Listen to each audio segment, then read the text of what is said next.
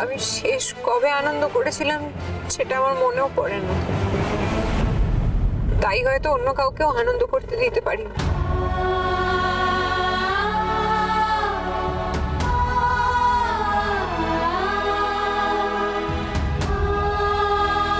শোন সূর্য, সোহাগ কিন্তু তোর স্ত্রী।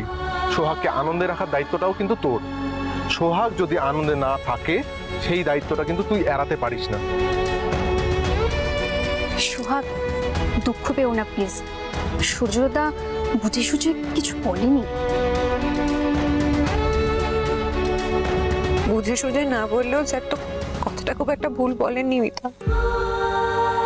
আমার এখন খুব আফসোস হচ্ছে আমি যে কেন তোমাদের সঙ্গে এলাম। তোমাদের আনন্দটা মাটি হয়ে গেল আমার জন্য।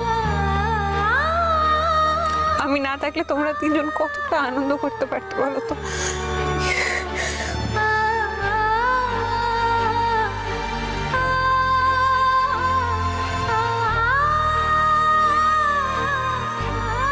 স্ট্রেঞ্জ, আমি কান্নাকাটি করার মতন কি বললাম?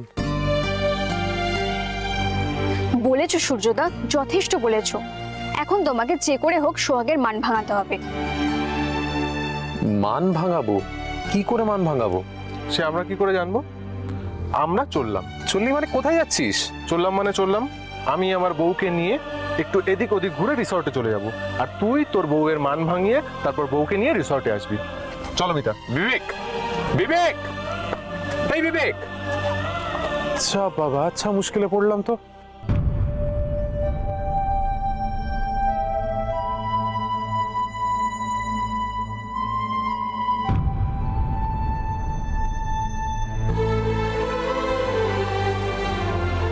I'm sorry, সোহাগ।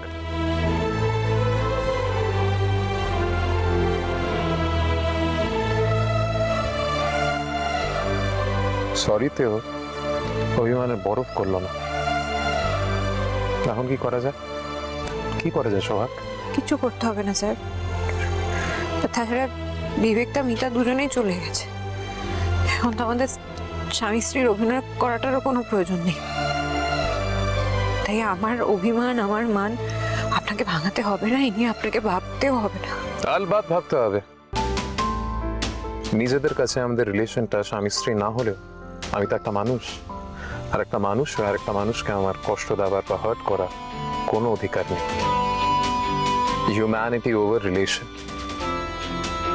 হিউম্যানিটিকে বাংলায় কি যেন বলে? ইয়েস, মানবিকতা। মানবিকতা অনেক অনেক বেশি ইম্পর্টেন্ট সোহাগ। অ্যাকচুয়ালি মমের ফোনটা দেখে আমার মুডটা অফ হয়ে গেছিল। মম অশান্তি করে ভেবে তুমি টেনশন করছো দেখে আমার মুড অফ হয়ে গেছিল।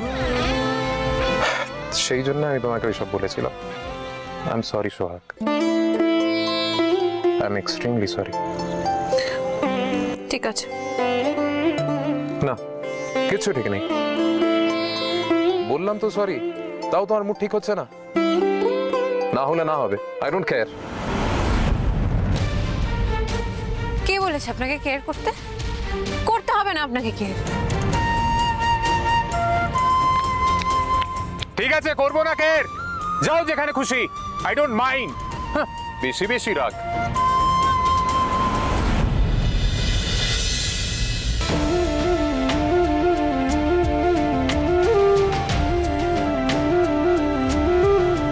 এই যে ম্যাডাম, এদিকে কোথায় যাচ্ছেন?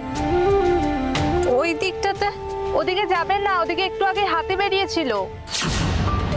হাতি? হ্যাঁ হাতি, যাবেন না ওদিকে। সর্বনাশ!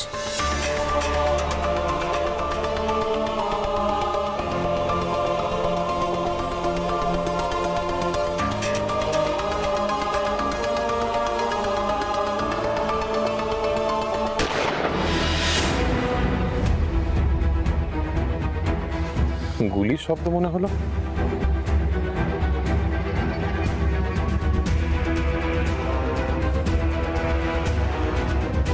দাদা, এখানে কি হয়েছে? গুলির আওয়াজ শুনলাম। উপরে ব্ল্যাঙ্ক ফায়ার হয়েছে। ব্ল্যাঙ্ক ফায়ার এখানে কেন?